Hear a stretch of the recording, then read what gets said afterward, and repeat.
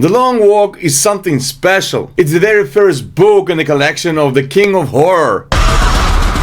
Stephen King wrote it back in the late 1960s, when he was still a student. The young man was haunted by Vietnam War, and the future of America looked dark to him. That's why the story takes place in a world of total control.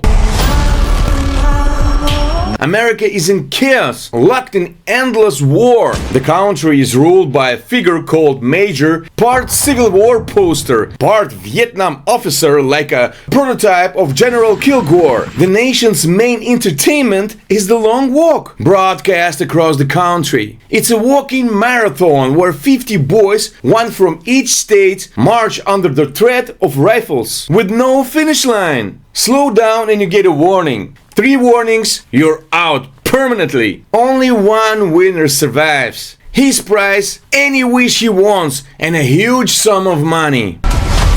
Director Lawrence is used to this kind of setting. He made almost all the Hunger Games films, except for the first one. But while the dystopian world of Hunger Games was dressed up with fancy ideas and flashy style, The Long Walk is plain raw and naturalistic. The viewers will see sweat, blood, hallucinations, boys collapsing, even losing control of their bodies. Most of the film is simply young men walking forward. Just a couple of short flashbacks, a few landscape shots, and that's it.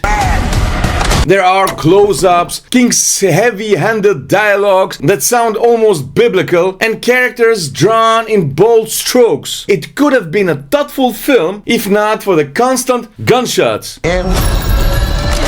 From the start, you know there will be at least 49 bullets and only one survivor. But director tries to shift the focus from the survival to the moment itself. What matters is the second you're in right now. The friend who suggests walking just a little further, enjoy the second you have, because it's the last one you'll get. It's hard to say what Stephen King wanted with his first novel. Maybe it's King's way of criticizing the military mindset and the closed, macho world of so-called traditional values.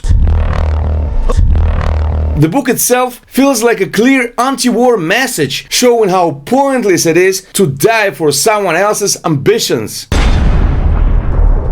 50 boys, the supposed elite of nation, die in a useless marathon. It doesn't matter if it's the jungles of Vietnam or just a highway of Oregon. Director, though, turns it into a story about searching for a light in the dark. Day turns into night, and the winner isn't the strongest, but the one with the brightest dream. Still, the director leaves little hope. This film doesn't really believe in people. The movie stumbles on its slow pace. The Long Walk rarely offers clever twists, even though King's stories usually have them. It stays mostly talky. You have to see through sweaty teenagers discussing revenge, mothers, and wanting a rifle. Their motivations are odd, their problems solvable in far less extreme ways. This isn't the best film for big questions. So guys, what's the point of The Walk? Who are the monsters watching these killings live on TV? Why are best boys of nation marching to their deaths on these road? Look guys, in the end, The Long Walk is a 2-hour march through grim American landscapes born of industrial noise and biblical preaching. By the way, Native Americans believed death wasn't a state or place, it was a journey. America turned that into its myth of endless frontier. When Stephen King was young, he wasn't interested in dry academic theory. Instead, he used fiction as a way to write about politics. Director Lawrence, on the other hand, never enjoyed stories about special chosen ones. That's why his walk ends exactly where it should never have begun.